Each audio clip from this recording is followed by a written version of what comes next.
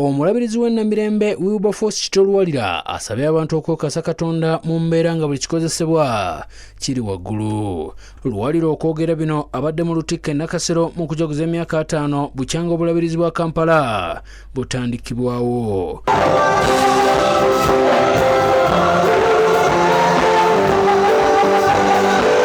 Saabalabirizi Dr. Samuel Kazimba Mugalu ayozaayozezza abakristaayo mu ssaza ly'e Kampala olw'okutuuka ku myaka 50 ne yeebaza Katonda olw'ebirungi bye bafunye omuli n'okuzimbibwa kwa Lutikko empya ng'eno etuuza abakristaayo abasoba 23,000. Kyetwetaaga kulaba nga tuzimba obuyumba obukyamirwamu kale ebyo ebintu bikulu naye ate ng'ekkanisa era tugenda kubanga tetumaliza Lutikko yaffe eno n'okugula ate poloti ery'emabega yaffe yeetaaga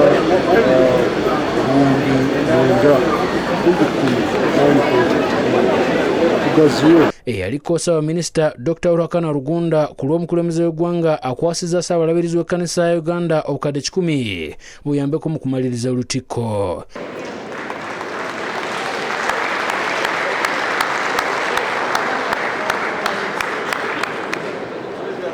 Lwakana Rugunda ku lw'omukulembeze w'eggwanga ayozaayozezza obulabirizi bwa Kampala olw'okutuuka ku bijaguzo eby'emyaka 5 ne yeebaza abantu bonna abenyigidde mu bikolwa ebya bulungi bwansi eby'okujaguza emyaka 50.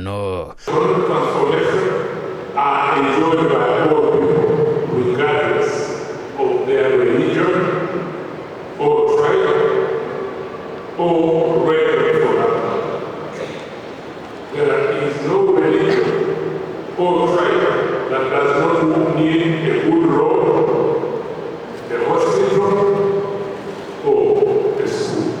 Lwakana akubiriza abakkiriza bulijjo okwenyigira mu nteekateeka za gavumenti zeereeta ezijja abantu mu bwavu olwo Uganda lw'enaakulaakulana.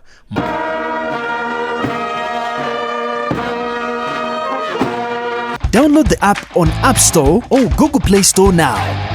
Vision Digital Experience, the future of media.